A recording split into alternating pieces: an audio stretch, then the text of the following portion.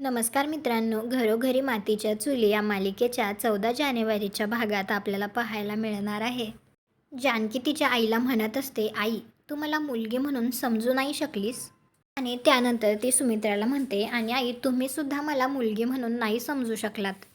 माझ्या सासूबाई या घरातनं जातील की माझी आई या घरातनं जाईल, त्याच्या दडपणाखाली राहण्यापेक्षा मीच या घरातून जाते.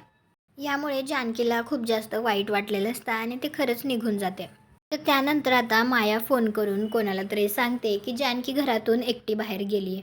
आता जर ती गेलीच आहे तर परत या घरात येणार नाही याची व्यवस्था करा. अंधार झालेला असतो तर आता जानकी बाहेर असताना तिच्या मागे काही माणसं लागतात आणि ते आता जानकीला धरतात. त्यावेळी ती म्हणत असते, कोण आहात तुम्ही, सोडा मला, आणि ती स्वतःची सुटका करण्याचा प्रयत्न करत असते.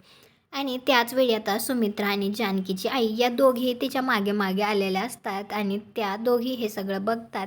तर त्यांनासुद्धा काही क्षण कळत नाही की हे सगळं काय सुरू आहे.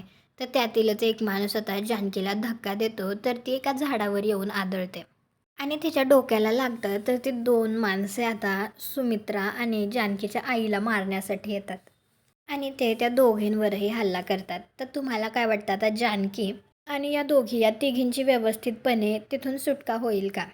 कॉमेंट करून नक्की सांगा. व्हिडिओला लाईक करा, आपल्या मराठी मालिका चॅनलला सबस्क्राईब करा. भेटू पुढील भागात.